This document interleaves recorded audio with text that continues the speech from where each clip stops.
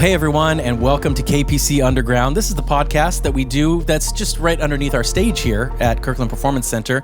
I'm here with Jeff, Executive Director of KPC. Hi, everybody. Hey, Aaron. How's it going, Jeff? It's good. How are you doing? I'm doing great. It's a Monday at KPC, and we're having a good one today. It's been a good day. This is amazing. We're really excited today to talk about this podcast that we did with Mark O'Connor. More on that in a second. But I wanted to ask you, Jeff, we got some... You just came back from New York. You were at this conference with, talking to all these sort of new artists, and we're sort of bolstering our upcoming spring season. Yeah. Matter of fact, to our listener friends, our watching friends, I get asked all the time as executive director, how do we choose the shows here? Like, how do you choose? That's a whole other conversation. Yeah. But there's a conference called the Association of Performing Arts Professionals, aka APAP, that happens in Manhattan every year, and so myself and David Bander, the managing director here, we went to Manhattan and spent a week, and then you meet with all of the agents from America, Los Angeles, Nashville, New York City, and then you spend a week talking to them in the different artist rosters and what would be, we're in essence curating the season for the next couple of years of what would be the best artists from our own mission, values, vision, what we're trying to do that's a good fit for our own community for the reasons that they are. Sure. And then we spent a week back there doing that for the artists that you will eventually see throughout 23, 24, 25. Cool. So you'll be hearing more about that and opportunity to purchase tickets, and just keep your eye on the website kpcenter.org for all the info there. But today we're gonna be talking to. I had the amazing opportunity to sit down with Mark O'Connor, who is, if you don't know, an amazing virtuoso musician, violinist, composer, educator. But I had a great time sitting down with him, and you were there. You kind of sat in on the interview. Yeah, and, I was watching the interview from just on the other side of this camera, and then it was at the show that night. And you're right. Just as a person who's a musician and virtuoso, like you said, if it's got strings on it, he can play it very well, uncanny, and it was just great to have him here that night. And then, you said, to share a story about us being a young Seattle boy and being a virtuoso and going to Nashville and getting discovered, and the rest that he was going down one path, and this the trajectory that took him through his life through music and what that's meant was a pretty powerful conversation. Yeah. Pretty incredible guy. First time I've met him, and just was really great to sit down with him and get to know him a little bit. The interview turned out really great. I learned a ton, and I think you will enjoy it very much as well. So without any further ado, please enjoy this interview with Mark O'Connor. Hey everyone, Aaron here. Welcome to the KPC Underground podcast. And today I am so excited to have Grammy winner, multi-instrumentalist, guitarist, fiddle player, violin player, innovator, educator, and tonight's honored guest at KPC doing a show here tonight. We have Mark O'Connor.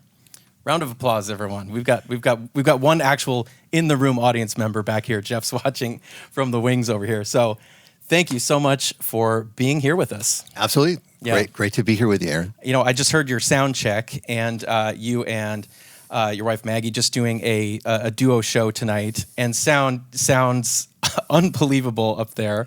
And obviously you have a command of several different instruments and things like that. But I feel like I can just sense the love you have for music, and specifically, obviously your unique brand of that, which is an amalgamation of several things. So I just appreciate you being here.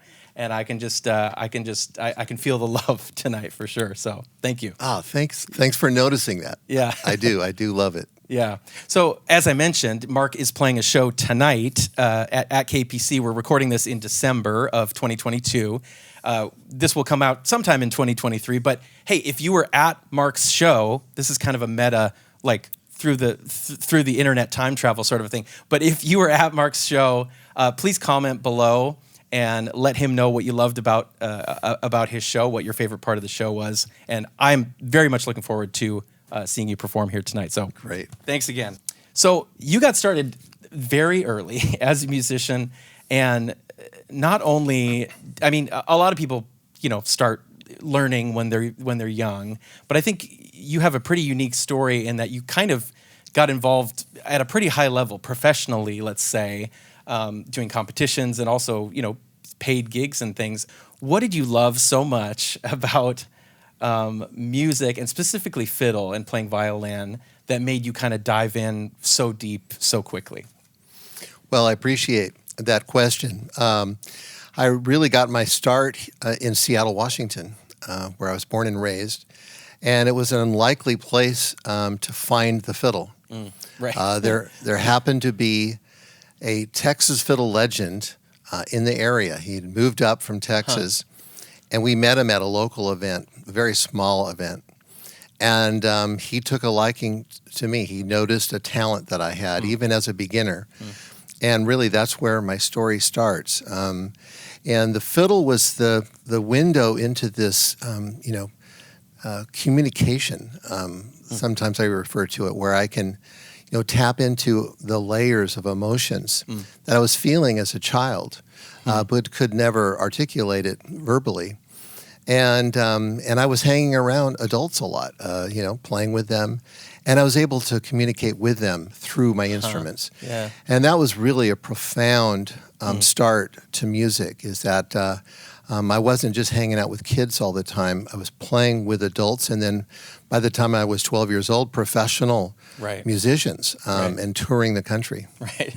That's pretty wild. Wow. That's so profound because I think kids, obviously, I can remember when I was 12 years old feeling very deep emotions. The kids feel all those things that the adults feel. They just don't often have a vehicle to express those feelings. So that had to be pretty special to have access to kind of that language, I guess. Yeah, to tap into planet music. Yeah. Was something that was very, very important in my life, and for many reasons. I grew up in a depressed neighborhood, a really poor family household, and music right away became the escape.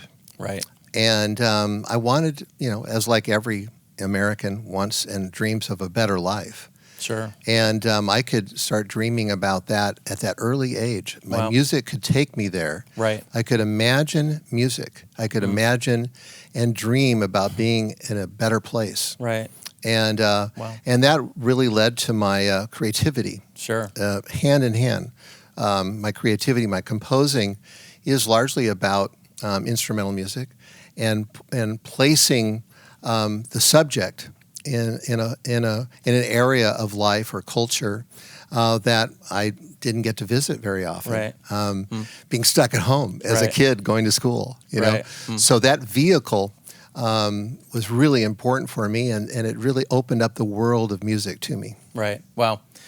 I read a story that your mom took you to Nashville when you were maybe 14, 15. Is that about right? Or was it earlier than that? 12. When you were 12. Yes. And then within a few days, you found yourself at the stage of the Grand Ole Opry, because word had gotten around that this 12-year-old kid, and I think, it's so interesting to hear you talk about, because I think adults sometimes, they'll see that in a child, and it's not just necessarily technique. It's like, whoa, he's understanding something here. Obviously, there's that deeper, it's the reason we all play music. Mm-hmm. That's the reason we all love it so much. It does tap into that deeper thing. And I think it's unique when a parent sees, it's like seeing a kid wear a tuxedo or something. You're like, wow, this kid is he's onto something here. So my question is, once you got access kind of to that professional world, did that change how you related to music, or did it complicate it, or did it just make it, bigger and more interesting since you were around, obviously, professional musicians at that point? Or how did that change how you viewed music? Well, I think at first I was shocked that there was so much interest in what I was doing. Right. Being a little bit isolated from the country music, bluegrass, and fiddling culture at large in Seattle, it was really these amazing professional musicians in Nashville, for instance. I show up at age 12, end up sitting in with a couple of Roy Acuff's Smoky Mountain Boys at a small little club on 2nd Avenue, downtown Nashville. And then they started calling professional musicians to come and see me that night. I was just sitting in it, but they had me on stage the whole night. Right. Vassar Clements came down to see me play. And then by the end of that night, they were going to take me out to the Grand Ole Opry 2 days later to meet Roy Acuff. Yeah. And, I had some of the records, and I knew that these were very big stars, but I was so young as well. But my music gave me confidence that as long as I had a fiddle under my chin, I belonged somewhere. You could hang with these guys. Right? Yeah. And if they were interested in hearing my tunes, I mean, and then here I am, backstage at the Grand Ole Opry in Roy Acuff's dressing room number 1. Yeah. Because he was the king of country music. And I'm standing right in the middle of his dressing room. It was crowded in there, and people would be coming in, Ernest Tubb and all these, Bill Monroe and all these famous artists coming in to watch me play for a while. Some would even join me. I remember little Jimmy Dickens, started playing guitar with me. And Roy Acuff standing there just analyzing, my tune and my creativity and how I was playing their music, but with a little different bent already. And they were totally inspired by that. And he put me on stage that night and gave me 2 solo spots on the Opry. And my life changed. Right. I show up in Nashville and as a 12-year-old, and then I came out knowing that I was going to get to play music for the rest of my life. Yeah. That was really the big message for me, is that I get to do this. Right. Wow, that's amazing. What an experience. That's incredible. I want to turn a little bit of a corner and you mentioned you grew up here was it Mount Lake Terrace and so you're familiar with kind of the Seattle area. Obviously, moved around quite a lot or whatever after that. But my question is maybe a little more not necessarily specific to Seattle, but a little more esoteric in the sense that what relationship do you think location and geography has to do with creativity, or how does it inform your creativity? And specifically, what I'm kind of getting at is, American music. I think, you're a champion of American music, and obviously that is your wheelhouse and your genre, among other things. But I think you definitely have a passion for that. And how would you describe that? And what do you think is important about location when it comes to creativity? Well, I think for most people who heard me play for the first time when I was 12 and 13 in the South, they could not believe that I was not from the South, where it's the cradle of this music. Right. And the culture goes back through generations. So they found that very odd. Luckily, I had some great local mentors in Seattle. Like I said, Benny Thomason, he had come up here because his son was in logging, and he just, him and his wife visited their son. He liked the fishing and the weather. He had a bad back by that time, and he just said, I'm going to stay here for a while. Okay. And he thought his fiddling days were over at that point, but he wanted to retire. Right. And of course, word got out that there was a local fiddling legend in our parts. And Benny Thomason started teaching me not only lessons, but all day long lessons, and then over the night into Sunday. So all day Saturday and into Sunday every other week. That went on for a couple of years. So I had incredible mentoring up here. So that really is a difference. Right. But I think that, today's music students have it much better because, of course, the access to everything at their fingertips. Sure. With us, we would, hear about an artist. We would order their record through the mail, order catalog. Sometimes it would take a month to get here. Right. So everything was, drawn out. Right. And nowadays, you can, if you heard about, me, you can look me up right on the internet and hear me within seconds. Yeah. And your entire catalog. The entire catalog as well. Yeah. Yeah. Yeah, that's amazing. I think too, I'm old enough to know or remember too when you'd wait, in line at the record store or whatever it was to get that. And I think maybe the good thing that it did was it inspired that sense of desire, inside of you, where it it when you do have everything at your fingertips nowadays, it can maybe on the negative side, it can maybe sort of inspire a laissez-faire, sort of like I'll listen to that when I get to it, rather than all night, all weekend long, just blasting this new record that you got, So I don't know. There's good and bad things, obviously, Absolutely. with technology, Yeah. but yeah, I mean, kind of drilling down on the American thing. That's been a passion of yours as an educator and just an innovator with like, hey, why aren't we teaching kids American music, especially when they're really young, especially when they're first starting out? What do you see as the kernel of what makes a song, other than it came from here, an American song? So musically, what are some of the themes that you see there? And then what do you love about that music so much? I love American music and the message that the fiddle was really at the forefront of it and creating American musical language from the beginning. 400 years ago, the very first American hoedown was created, Boil 'em Cabbage Down, and that happened to be a tune that I first learned on the fiddle as well. From there, you can use the tributaries through all these kinds of intersections that create American music. So without the fiddle, without the hoedown and the breakdown, then you wouldn't have been led to jazz music or swing, or you wouldn't have been led to the wider known version of country music or rock and roll, or even hip hop and rap. It all is connected to this fiddle music that goes back hundreds of years. And I love being at the intersection of that. And I wanted to really capitalize on that even as a child. Right. I was the one, in the 1970s, which really is the era of my story, things were being, really isolated. People wanted to divide the culture up. Yeah. You stay over there, we're over here. And I was constantly the one that was trying to bring people and things together, especially with diversity of the music, and use that as the reckoning, the place where we gather and commune. And so I think that American music, that's one of the most important factors of it, is bringing people together, creating communities. Right.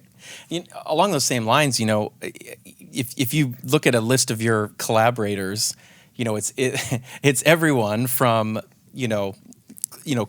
traditional classical musicians and composers and things to country artists, to bluegrass, to blues, to folk, and there is. I mean, I think you mentioned there used to be. I think there still is kind of that tendency with musicians, no matter who they are, to compartmentalize and go, here's your lane, stay in this lane, whatever it is, classical music. Here's what you're allowed to do.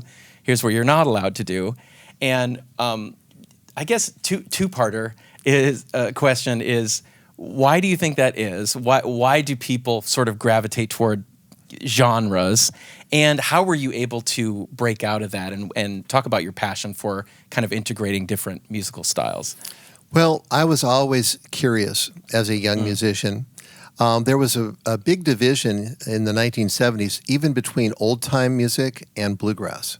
A really stark division. Really? Today, you wouldn't even imagine that. I mean, it's all fused and mixed together. But I was one of those people that kept, insisting.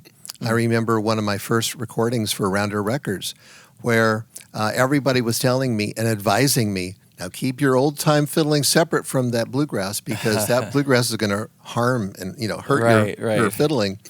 I put it on the same recording. I had the bluegrass song intentionally. I had the old-time fiddle song, and I was just mixing it up. That led me to swing and jazz, and Stephen Grappelli being my second and most important and famous teacher. And I toured with him, and at age 17 and 18.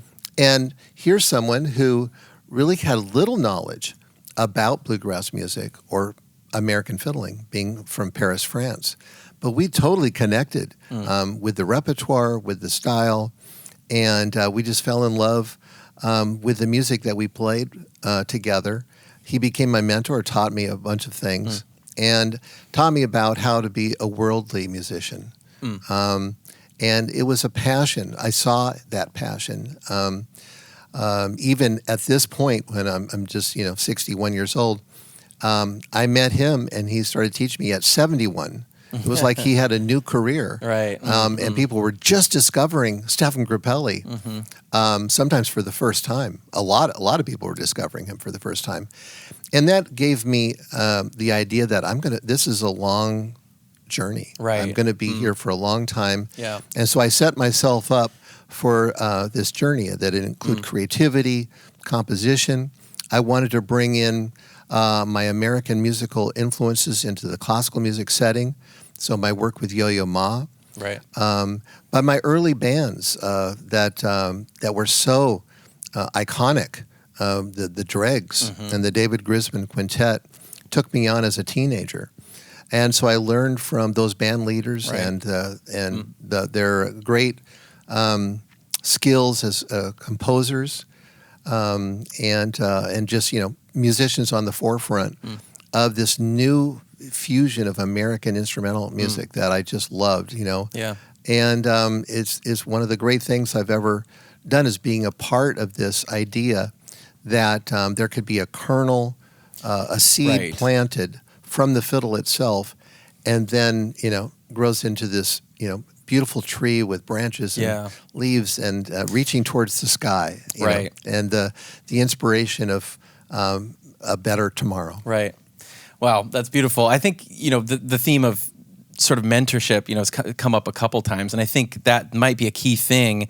One of the things we like to do with this podcast is education and music education, and I think if you are open to it, and that's the key thing, and that's maybe a benefit of starting out so young, is you almost had no choice but to just sort of your mind was just kind of an open book, and you remained that way. So when you came upon people who were maybe different than you or whatever, you're like, wow, what do I have to learn from this person? This is a new experience for me. And then that just added to your own, creativity and inspiration. Well, the fiddle contests that I entered early on, I mean, I was competing against the very folks that were showing me tunes off stage, and coaching me and schooling me, and then I would go in the contest and often beat them. Right.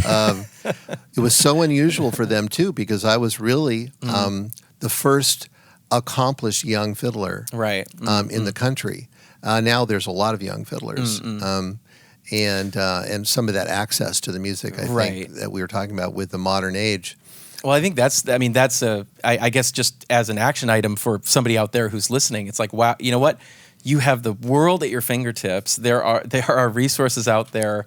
Go out there, learn as much as you can about different styles of music and everything. And to that point, before we let you go, I wanted to ask you about this memoir that you have coming out, and also album that's coming out in 2023. We'll have it here tonight as well. Yes, we'll have it here tonight. For those people listening, talk to us about the memoir and when it comes out and what that's all about. Well, I've been wanting to write my story down for a number of years, and I've tried with a couple of different biographers, and I just didn't have the time to really, put the passion into this. I mean, obviously, a biography from a musician is a work of art, and like anything I do, I really want to put my full, heart and soul into it. Sure. I just didn't feel like I was there yet.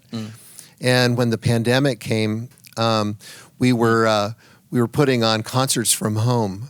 Yeah, much like sitting here with we had 3 cameras in our living room. That's what we did too. And we started broadcasting concerts, and about 10 in, we're going, we're going to keep this going because we can't play live concerts. Right.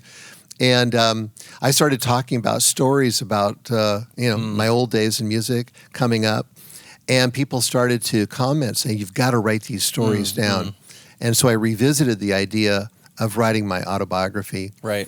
And especially the young years is so unique, being a traveling child musician on the road playing with these, superstar musicians. I mean, Jim and Jesse and the Virginia Boys and J.D. Crowe and the New South and all these, iconic players taking me on to play with them. And so once I found my writing voice, which was really, I just needed the time to figure that out. My mother had kept all my scrapbooks, all the newspaper clippings. I started to research those with all my new time off, with nothing else to do. And so I started to research into my own childhood. And I never thought about doing that because I remembered a lot. But I needed to do a little bit more and to really fill in the gaps. Then the story started writing itself. We're going to have a companion all-photo book. My mother was an incredible black and white photographer. And we're going to have a companion CD of early childhood recordings. My mother taped, for instance, the very first day I ever picked up a fiddle. It's on tape. So listeners will get really the picture of what it's like being this prodigious child musician. How I learned all these diverse instruments, and then put it together to really to create a musical journey that's I think like no other. Wow, that's beautiful. The memoir is called?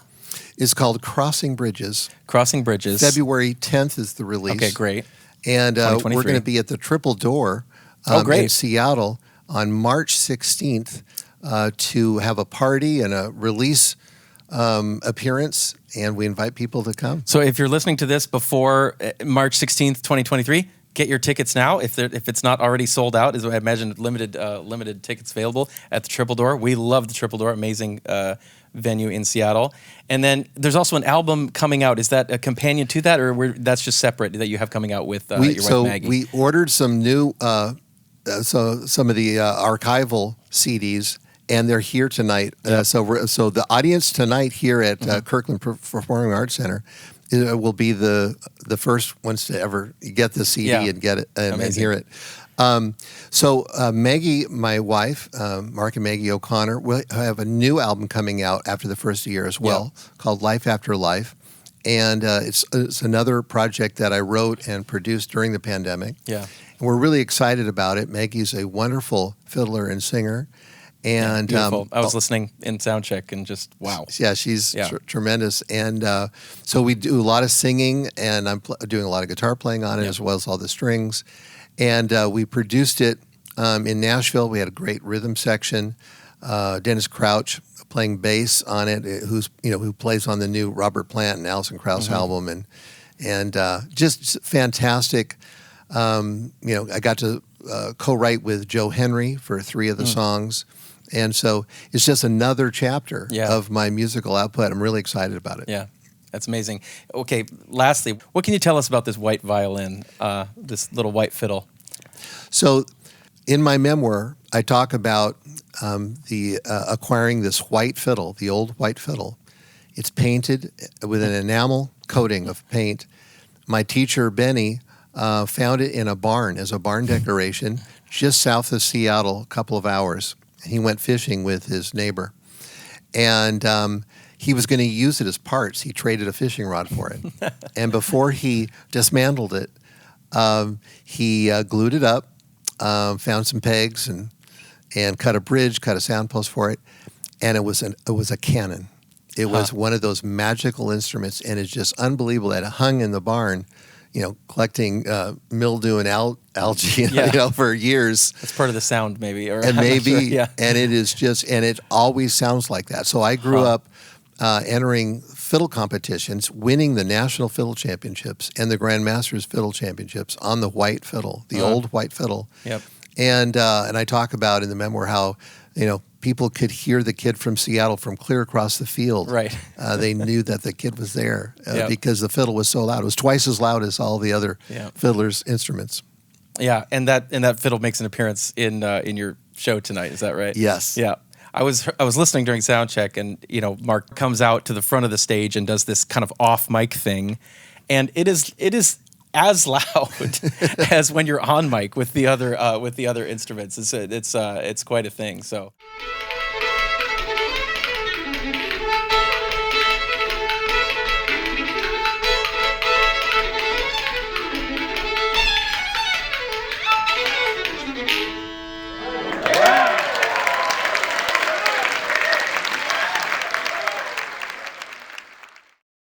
It's amazing. A friend of mine had a Stradivarius, and there was a collection of players sitting in a circle, and we passed the Stradivarius around so each of us could play it.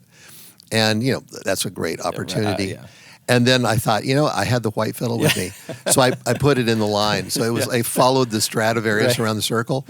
And most of the players, their eyebrows raised when they picked up the white fiddle. Right. Like it was louder. It had a bigger sound than the Stradivarius. Isn't that interesting? And that's sort of apropos of maybe your story in general, isn't it? That just this kind of this love for, this passion for American music, ordinary music, let's say, and then finding a lot of depth and creativity and beauty there as well. So that's really something. Thank you so much for sharing that, and thank you for sitting down with us and chatting with us today. Thank you. I'm going to let Mark go. He's got to get ready for his show tonight at KPC. If you were here, comment, tell him how much you love him. We're going to keep telling him that. It's a sold-out show here tonight. No standing room only. I'll be standing. I'll be walking around with the camera tonight. But thanks again so much for joining us. If you want to follow and support Mark and his music, you can go to markoconnor.com. That's his website. Anywhere else they can find you, or is that the best spot? Yes, we talked a lot about music education. I have a whole series, the O'Connor Method. So the o'connormethod.com is where you go to find everything about the education of music and how I teach it through those book series. Yep, that's beautiful. Thanks again, Mark. And be sure to also follow at KP Center for all the amazing events we have coming up here. And we will see you all next time.